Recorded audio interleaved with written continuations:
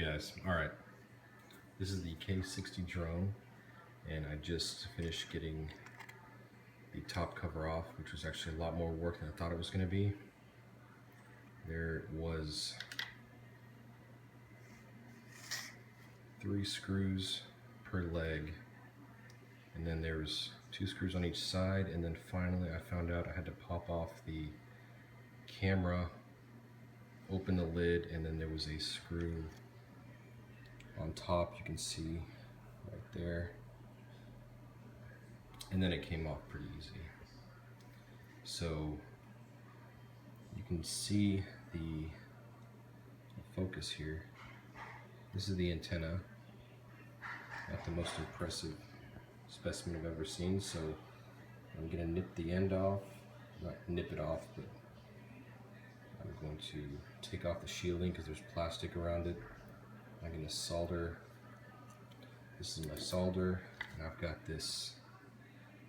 This is actually a wire for hanging pictures. Put maybe a couple extra inches. We're going to drill a hole in the top of this and have the antenna come out vertically. Hopefully that'll give us some extra distance. I really didn't have any issue with distance. I haven't taken it to maximum distance yet, but maybe I can get a little better flight control and faster response, because I noticed that sometimes it's a little slow to respond to throttle and the 360 turns. There was about a 30 to 45 second delay on those. So we'll take a look at that when we get it back out flying.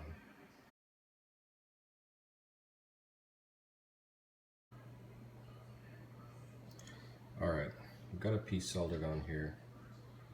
Might be more than I need. It's not the prettiest soldering job. I am an engineer, but I am not an electrical or electronics engineer, as you can clearly tell, but I take it in the garage and clean it up with some pliers or something.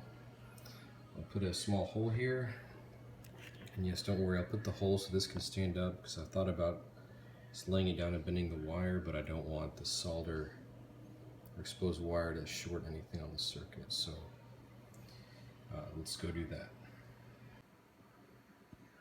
Alright, we got this cleaned up a little bit. I've got a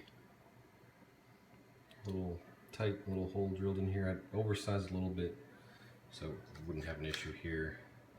And I'm going to put a battery in and just make sure it fires up to make sure I didn't screw anything up.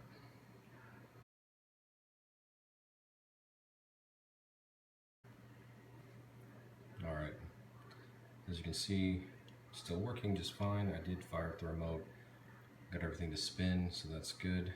And now assembly time.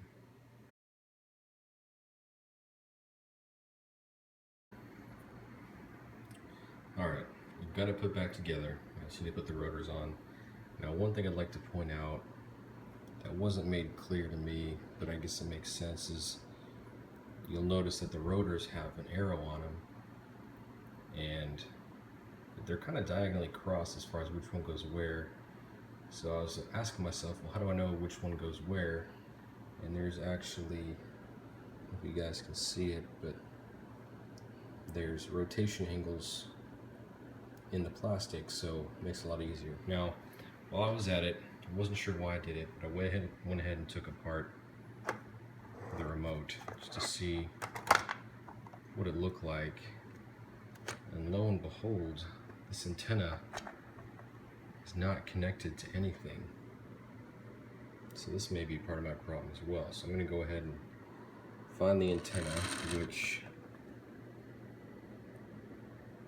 I'll have to look around in here a little bit, but I'm going to find that and solder a piece on and get it up through here so I have at least a better functioning remote. Stay tuned.